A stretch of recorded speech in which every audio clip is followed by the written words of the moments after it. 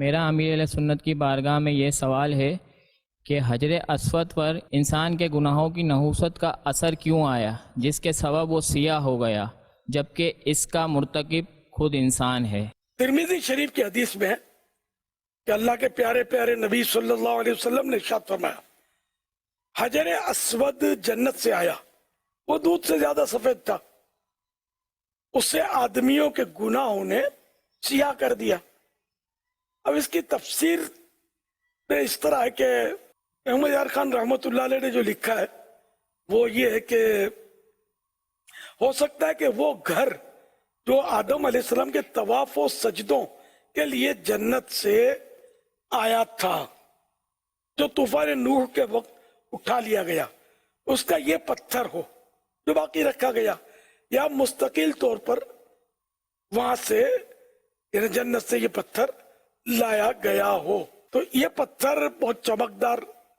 آئینے کی طرح شفاف تھا، تو جیسے آئینے پر گرد غبار مٹی وغیرہ آ جاتی ہے، تو اسی طرح مطلب یہ کہ پتھر پر بھی آتی ہے۔ تو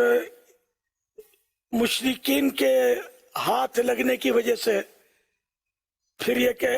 جو ایمان والے تھے ان کے بھی گناہوں کے سبب اس پتھر پر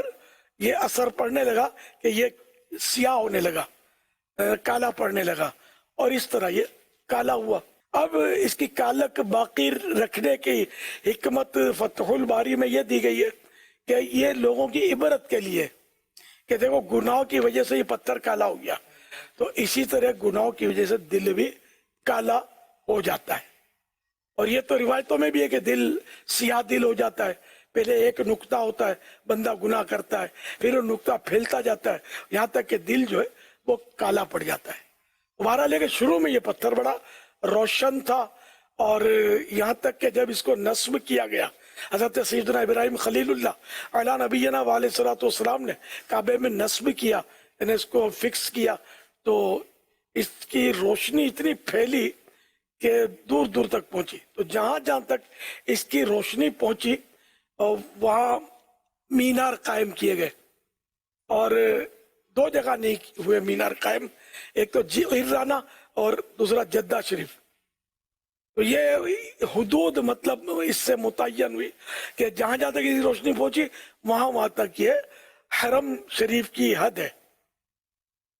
بارڈر ہے، یہاں اس کے درمیان یہ حرم ہے۔ واللہ تعالی اعلم ورسولہ اعلم